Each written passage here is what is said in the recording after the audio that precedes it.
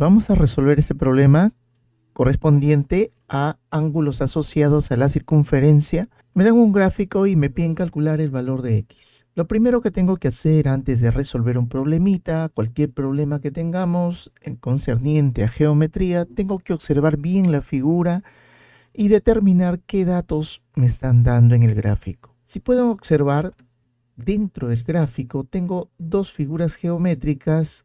Tengo un triángulo equilátero, ya que sus tres lados son congruentes, el triángulo ABC, y también tengo pues por acá el cuadrado DEFC. Tengo también acá en el vértice F, tengo el ángulo de 90 grados. Miren, ¿qué sucede? ¿Qué sucede si yo trazo la cuerda AE? Hemos trazado la cuerda AE. ¿Por qué? Porque el ángulo que tengo por acá, este ángulo, si determino el valor de este ángulo, voy a determinar el valor de X. O en este caso, del arco EF, ¿correcto? ¿Por qué? Porque este ángulo mide la mitad del arco. Entonces la idea es calcular el valor de este ángulo que tenemos por acá. Pero también, tomando datos del problema, yo puedo observar que en el triángulo equilátero, cada uno de los ángulos mide 60 grados, ¿no? Vamos a indicarlo por acá.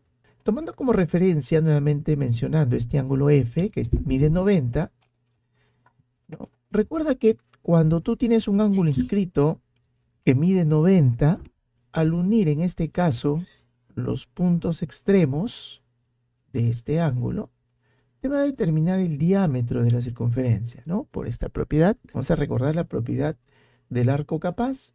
Si tenemos una cuerda que pasa por el centro de la circunferencia y desde cualquier punto de la circunferencia tú trazas, en este caso, cuerdas hacia los extremos, te va a determinar un ángulo de 90. Entonces eso es lo que tenemos por acá. Si tengo un ángulo de 90 y uno, en este caso, los puntos A con E, te va a determinar el diámetro de la circunferencia. Y ese dato es interesante, ya que esto es el diámetro. Yo también podría trazar la cuerda BE. Ahí lo tenemos. Hemos trazado la cuerda BE, ¿por qué? Ya que la cuerda AE es el diámetro, entonces en el vértice o punto B también me va a determinar, de acuerdo a la propiedad mencionada, me va a determinar un ángulo de 90. Quiere decir que este ángulo que tenemos por acá, ¿no? Este ángulo que tenemos por acá mide 90 grados.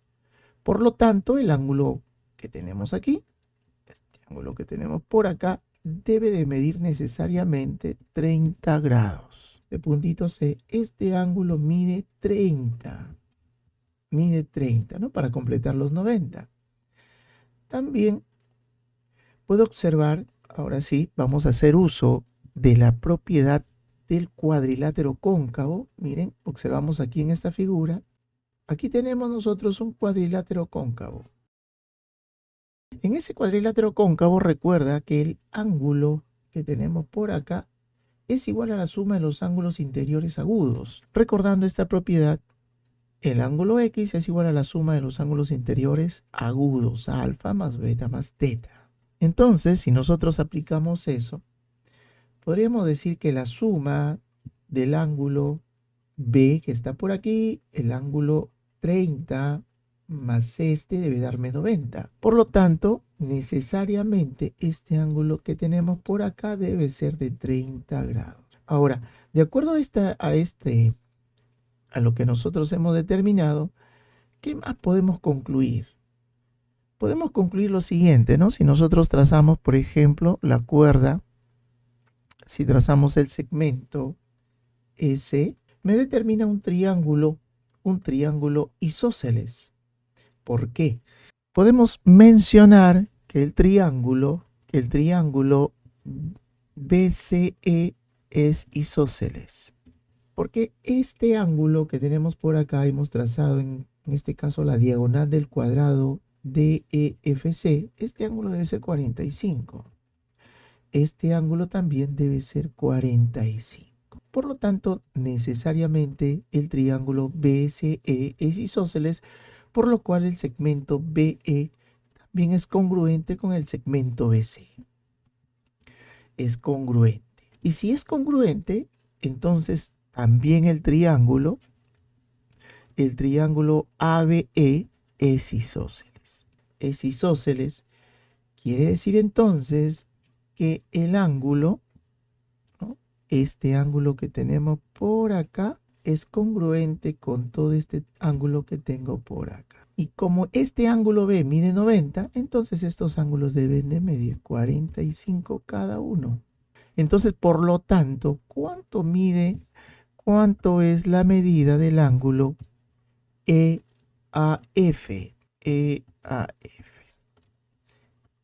Como todo el ángulo A mide 60, por lo tanto, la medida del ángulo AEF, que es este ángulo que tengo por acá, necesariamente debe de medir lo que falta, ¿no?, que es 15 grados. Como ya les indiqué inicialmente, si nosotros determinamos el valor de este ángulo, que es el ángulo EAF, hemos determinado ya prácticamente el valor del arco EF. ¿Por qué? Porque el ángulo o el arco X debe de medir el doble de la medida del ángulo EAF. Por lo tanto, X debe ser 30 grados. 30 grados. Pues de esa manera hemos dado solución a este problemita referente pues a ángulos asociados a la circunferencia.